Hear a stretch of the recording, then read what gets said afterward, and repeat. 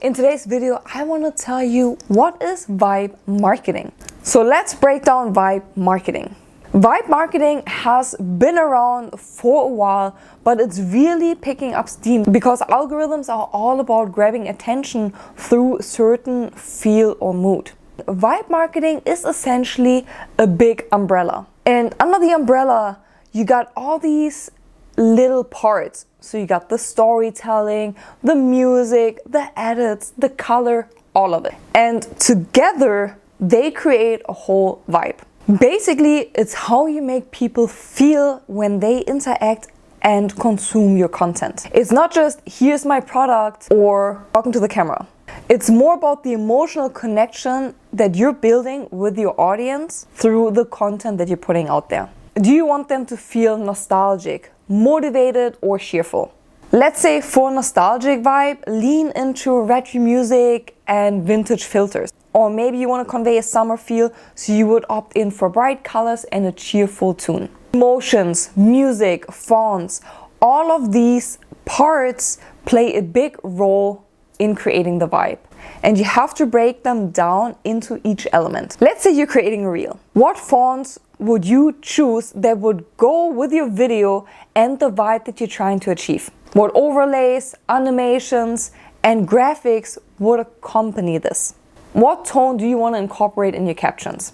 So again, would this be cheerful? Would this be motivating? Would this be scary? You also want to add storytelling that fits the vibe. You want to keep everything consistent so people know who you are. Of course, you can switch up your content seasonally. So you can go for a cozy vibe in winter and you can go for a fresh vibe in summer. When you look at my content, my videos, my podcast, my written form content, or any type of content, you will see that I keep it more laid back and approachable. In some of my videos, I even wear a baseball hat. I keep it as a friendly tone, but I really emphasize on sharing value and trying to educate my audience. When I create my content, it's all about making it feel like you're just hanging out with someone who gets you. And that's what vibe marketing is really in a nutshell. So you don't just want to put out content for the sake of putting out content and just to be seen, but you really want to evoke an emotion in someone else. You want to evoke a feeling. Keep it real, keep it you, and have fun with it. But what is really the first step? When you're starting out with vibe marketing, the very first step is to really figure out what emotion you want to convey. And honestly, you might already be doing it without you realizing it. Think about when you put together a reel. You don't slap on any random music, at least I don't. I always pick a song that fits perfectly with the video content, so what you're looking at. So for example, if I'm putting out travel content, I always try to find music that's more upbeat, where the lyrics either talks about travel or longing for faraway places or something dreamy. Ultimately, I'm trying to align the lyrics to showcase this once-in-a-lifetime experience or to showcase my travel destinations. And when I post content with my husband, I always try to pick a song that's either a love song or that's a little bit more cutesy or romantic song that really tells a love story. So again, I listen to the lyrics of the song.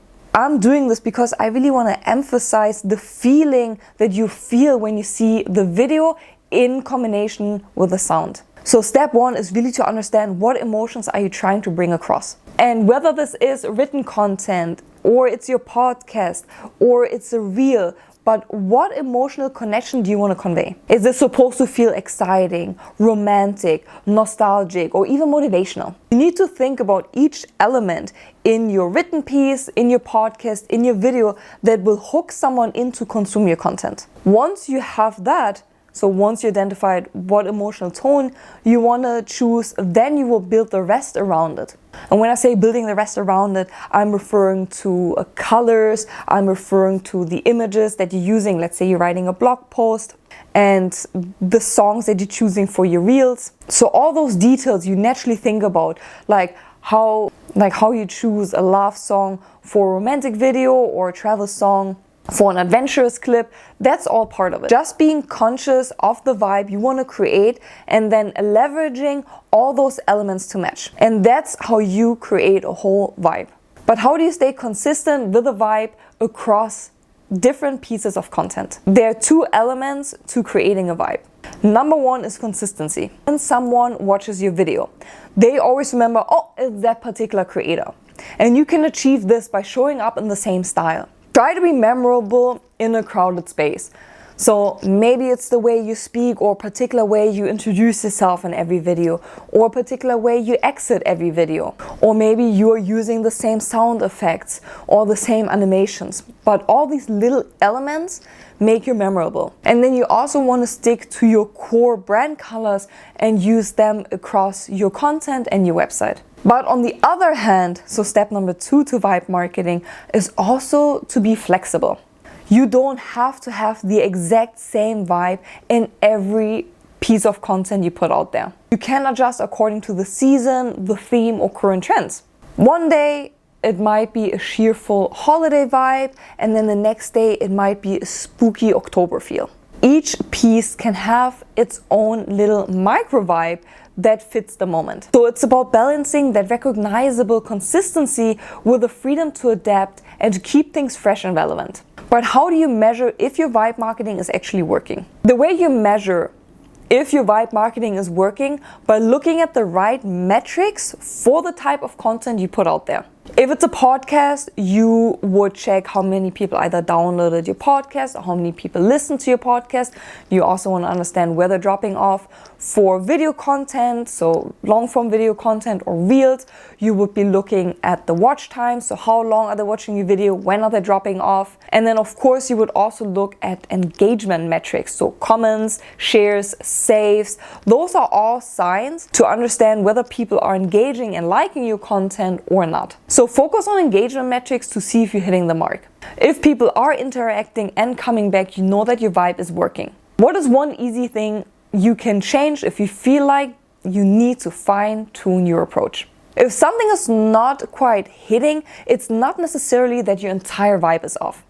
It's more about looking at the specific pieces of your content and figuring out which element might need a tweak. Maybe it's the caption that wasn't strong enough, or the hook in your video didn't grab attention fast enough. It could be the length of your podcast, the length of your video, or the style of your visuals. In other words, it's about dissecting the content piece by piece rather than assuming, my entire vibe is off. Again, the vibe is your umbrella, and you've got all these different parts underneath it. Storytelling, music, caption, and all the other items. So just zero in on which part might need adjustment and experiment with that. It's really about fine-tuning those individual elements rather than redoing everything. But how do you stay adaptable and keep the vibe fresh as trends emerge and platforms change? The word vibe itself is such a broad term. And I said it before, it's like an umbrella. So keeping yourself informed with the current marketing landscape, keeping up with algorithm changes, keeping up with trends, and most importantly, keeping up with what people resonate to on each platform is the key to success. Evolving your vibe over time is really about staying in tune with the overall landscape. Keep an eye on trends, understand what's resonating on each platform, and be willing to adapt your content to what people are into at the moment. Let's say you put out some super summary content in the middle of December. People might not be resonating it because they're already in the cheerful season thinking about their next winter vacation. They might not resonate well with some beachy themed content you put out there.